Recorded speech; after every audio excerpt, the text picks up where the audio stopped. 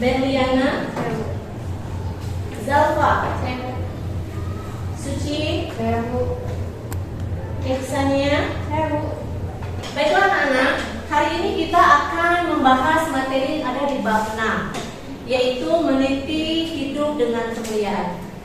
Di bab ini ada 3 pokok bahasa yang kita pelajari. Yang pertama yaitu mujahadah an-nafs, yang sering kita kenal dengan kontrol diri. Yang kedua yaitu husnuzon atau berprasangka baik. Yang ketiga adalah ukhuwah atau persaudaraan. Sebelum kita memulai materi hari ini, ada baiknya kita harus tahu dulu apa tujuan kita mempelajari materi ini. Yang pertama, kalian harus bisa membaca Quran Surah Al-Hujurat ayat 10 dan 12 dengan tajwid dan makhrijul huruf yang benar. Begitu juga dengan hadis yang bersangkutan. Yang kedua, kalian harus bisa menghafal Quran Surah Al-Hujurat ayat 10 dan 12 dengan fasih dan lancar. Begitupun dengan hadis yang ada. Sebelum kita masuk ke materi, di sini ada gambar yang telah Ibu sediakan sebagai sampel. Ada gambar A dan gambar B. Gambar ini berkaitan dengan materi tentang kontrol diri.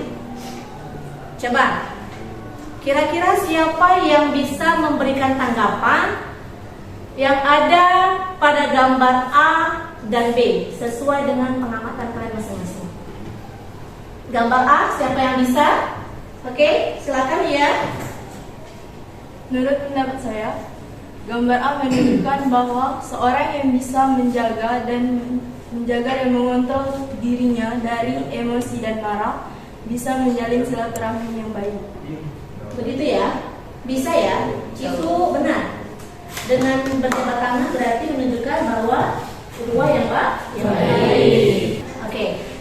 Sekarang kita masuk ke sub pokok bahasan yang pertama, yaitu tentang mujahadah an-nafs atau pengendalian diri. Pengertiannya adalah keinginan mengontrol diri sendiri dengan menempatkan diri pada posisi terbaik, yaitu mengerti apa yang baik dan buruk dan tahu apa yang harus dikerjakan dan apa yang harus ditinggalkan. Ini maksudnya adalah dengan mengontrol diri sendiri, kita harus tahu dulu apa perbuatan baik itu yang harus kita lakukan. Husnuzon adalah berbaik sangka. Itu istilah yang kita dengar dalam kehidupan sehari-hari. Husnuzon ini bisa timbul karena adanya rasa syukur kita atau rasa tawakal kita. Apabila kita menyadari bahwa semua yang kita dapatkan, semua yang diterima, semua yang kita alami itu bersumber dari Allah Subhanahu wa Ta'ala, maka akan menangkan sifat husnuzon dalam diri. Coba demonstrasikan hafalannya jadi Bu ya.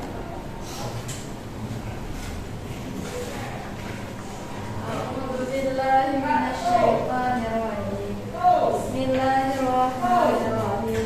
Ya ayyuhalladzina amanu ittabi'u katsiran minadh dhanni inna ba'dhan dhanni ismun wa la tajassasu wa la yaghtab ba'dukum ba'dhan ayuhibbu ahadukum an ya'kula lahma akhihi mayyitan fakarihtum wattaqullaha innallaha tawwabur rahim. Oke, baiklah. Selanjutnya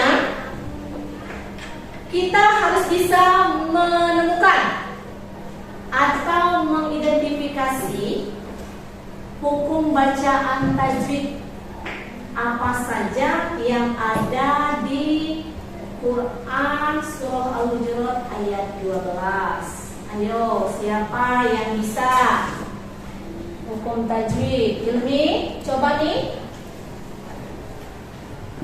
Gimana nih? Jelas ayatnya ya. Itu terdapat pada ya ayyuha, yaitu mad jaiz munfasil. Menjadi munfasil. Dan terdapat juga pada alladzina, yaitu alif lam satu siap. Ya, terus Amanu itu mad badal. amanu itu mad badal ya. Oke, selanjutnya ada lagi yang lain? Ibu, Yang bisa? Ya, Paris. terletak di akhihi, yaitu mat tabi'i dan mayitan yaitu mat lain, dan fakari tumu yaitu ikhfa hakiki. Ikhfa hakiki. Ya, nah.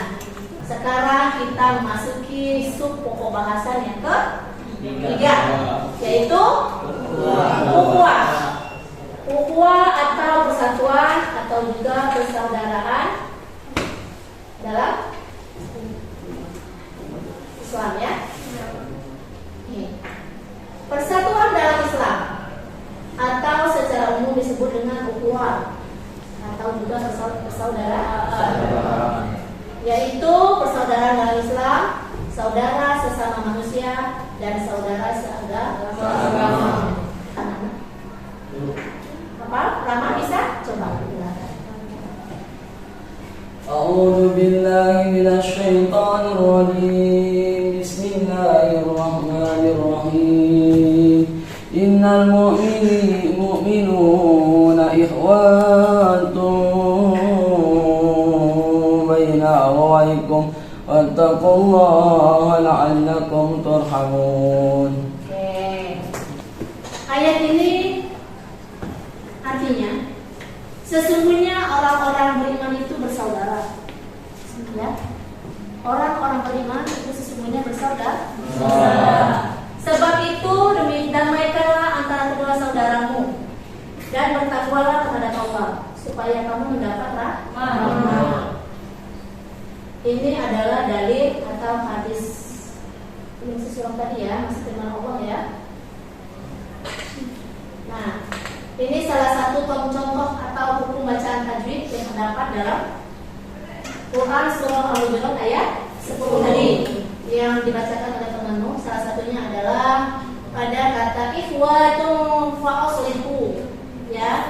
Ini ada ikhwa. Ketika tanwin domatain nuntun itu bertemu dengan huruf, maka itu dibaca, dimasukkan dan ya. Baiklah anak, silakan perhatikan dan amati video berikut, ya. Ini adalah untuk bahan diskusi kalian nanti.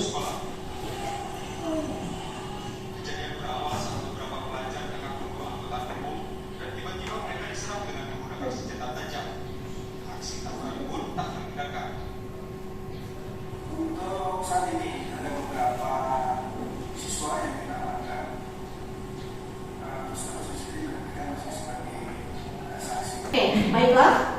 Dari video tadi, ini adalah bahan atau sesuatu yang akan kalian pecahkan dalam diskusi. Jadi kalian harus mencari tahu mengapa atau apa penyebab tawuran itu terjadi hingga sampai menewaskan satu siswa. Terus selanjutnya yang perlu kalian bahas adalah bagaimana cara mencari solusinya agar tidak terjadinya tawuran. Ya, baiklah anak-anak. Sekarang kalian membentuk kelompok diskusi sesuai dengan yang kita berikan tadi.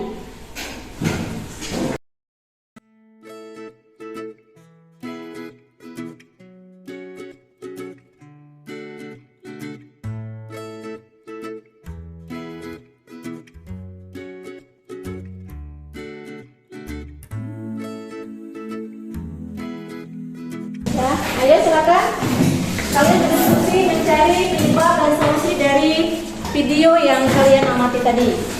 Silakan kerjakan.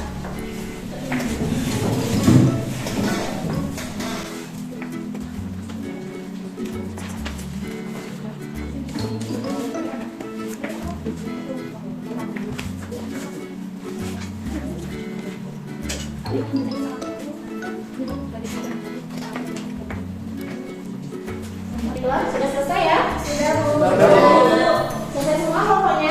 Sudah. Baiklah, kalau sudah selesai, sekarang Ibu persilakan kelompok 1 untuk mempresentasikan hasil diskusi yang telah dibahas tadi. Ayo, silakan Rizky. Assalamualaikum warahmatullahi wabarakatuh. Waalaikumsalam warahmatullahi wabarakatuh. Di sini saya ingin mempresentasikan hasil diskusi dari kelompok kami, yang dimana permasalahannya yaitu menyelesaikan permasalahan fenomena tawuran antar pelajar atau kelompok. Terus juga mengapa peristiwa itu bisa terjadi. peristiwa itu terjadi karena adanya hal seperti saling membenci, ingin balas dendam, dan juga karena marah. Selanjutnya yaitu apa penyebabnya? Penyebab peristiwa tersebut terjadi yaitu karena adanya perbedaan pandangan antara kelompok A dengan kelompok B sehingga menyebabkan bentrok lalu terjadilah tawuran. Lanjut yaitu bagaimana cara menghindari agar peristiwa tersebut tidak terjadi sehingga tercipta kerukunan dan generasi penerus yang berkualitas. Caranya yaitu dengan memilih teman saat bergaul dan juga memperbanyak kegiatan yang bersifat positif di sekolah seperti mengikuti ekstrakurikuler. Ya, baiklah. Sekarang kita memasuki di akhir pembelajaran. Ibu mau minta siapa yang bisa menarik kesimpulan dari seluruh materi yang kita pelajari hari ini, dari kontrol diri, dari husnuzon dan ukhuwah. Ayo, yang kontrol diri, siapa yang bisa menarik kesimpulannya? Oke, silakan ya. Aja ya. Assalamualaikum warahmatullahi wabarakatuh. Baiklah teman-teman, di sini saya akan menyampaikan kesimpulan tentang kontrol diri atau mujahadah an-nafs. Adalah usaha kita untuk menjaga dan menguasai akal dan pikiran kita untuk selalu bersikap sabar. Salah satu cara yang paling ampuh untuk mengontrol diri kita dari amarah yaitu emosi adalah dengan berpuasa.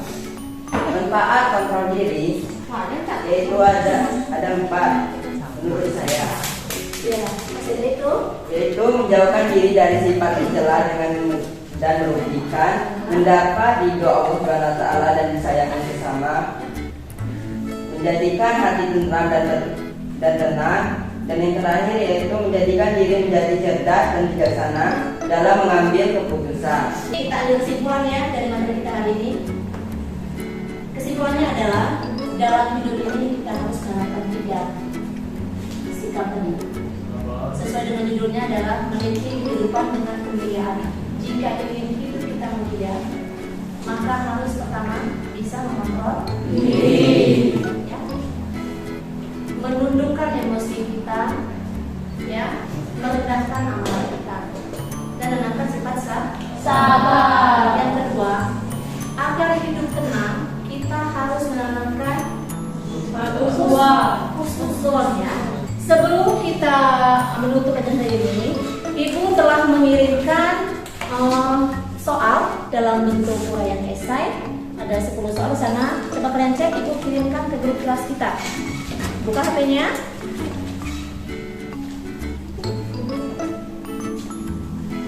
Ada soalnya? Ada.